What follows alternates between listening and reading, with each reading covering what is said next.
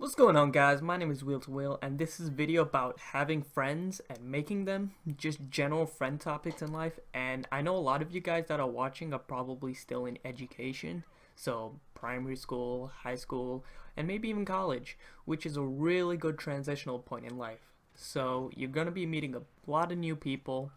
I'm going to university in September, so I'm going to be meeting a bunch of new people. And I just wanted to start off by talking about my own personal experience with friends. Believe it or not, I was not as sociable as I am now. In fact, I was actually quite awkward growing up in school. I was so awkward that people actually needed to avoid me, and that was just the first year of high school. But think of me as a young primary schooler, a wee lad. I was actually quite well known, and this is actually quite depressing to think about it. I was well known for being a buzzkill. So the guy that kills the jokes, making jokes unfunny.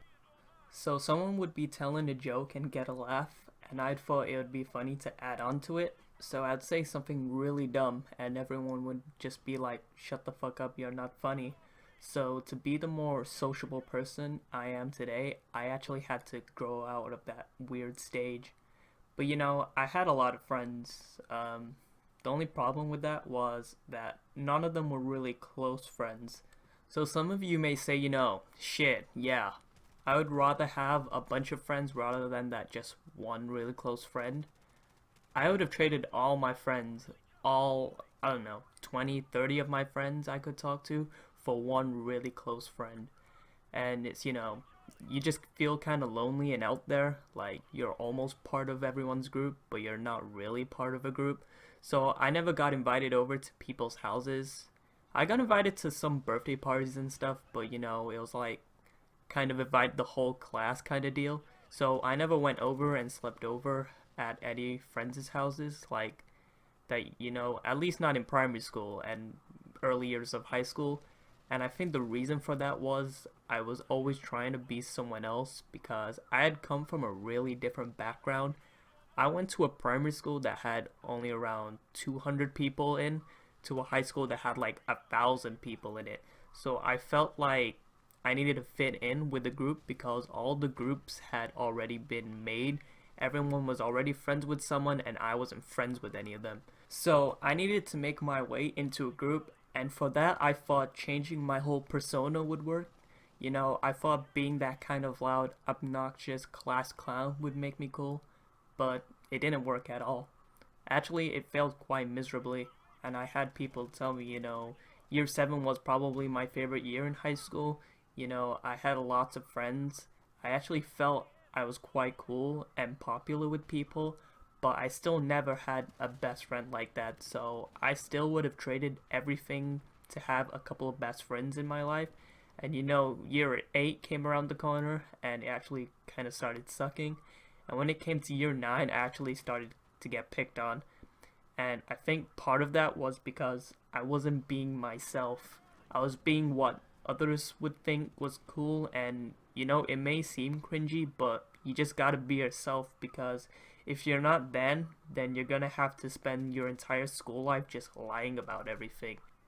And they say that those years are meant to be the best years of your life, so by making everything up, it'll just make you miserable inside. That's my advice to you.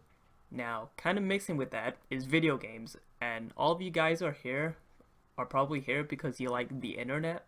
Maybe you like PlayStation and Xbox or even Nintendo, any sort of technologically advanced device. Maybe some of you are just casual. Some of you may be saying in the comments like, haha, fuck you guys, you can't make any friends, go kill yourself. Well, I'm happy it's easy for you to get friends, but I know a lot of people have had problems trying to make a lot of good friends, so they turn to online. They turn to a Reddit forum, PSN, Skype, Discord, anything they can find people and talk to them about similar interests that you share. And you might not realize that the reason you're friends with the people in a PlayStation party, the reason you might be friends on Discord, the reason you might find all these friends on all these different platforms is because you found them through the games that you share an interest in. Like, if I went to a forum about football, how much you want to bet everyone there are football fans? I like football. You like football. I'm a Borussia Dortmund fan. How about you? I'm a Man United fan. Hey, let's be friends. That's how it kind of works out. Unfortunately, it doesn't quite perfectly go like that in real life. You gotta put some work in before you get to that stage.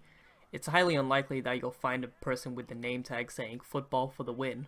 The reason you're friends with the people on PlayStation and other social media is because they like the same stuff as you do, and let's be honest, the true definition of friendship is people who share the same interests as you. Or else what makes them friends? I mean, sure, yeah, they live down the road, but I bet you guys as kids played the same sort of games together. So when you went on to PSN, you probably heard other people in real life, even me still today, of people in real life kind of looking at me strangely when I say I play PlayStation. They're like, well, don't you have any friends? Like, sure, yeah, I've got friends. I've got a whole lot of real life friends. I have 100 PlayStation friends. Like, do you have any real friends? Yes, I do. I have 100 PlayStation friends. The true definition of a friend is someone who has the same interests as you. The people I play PlayStation with, I have similar interests with them. I play GTA, Call of Duty, I play Rocket League, FIFA. I play games that I enjoy. The people on my friends list all have the similar mindset.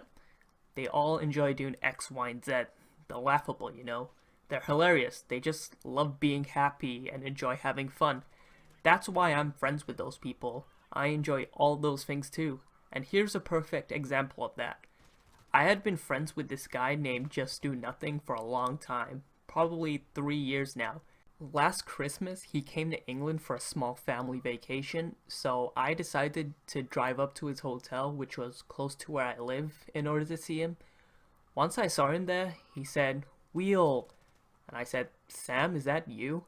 And he brought along his brother and sister. At that point in time, his name was not Just Do Nothing, and my name wasn't Wheel to Wheel. He was Sam, and those two were Flynn and Kaylin. We went out and sat at a bar and we ate food.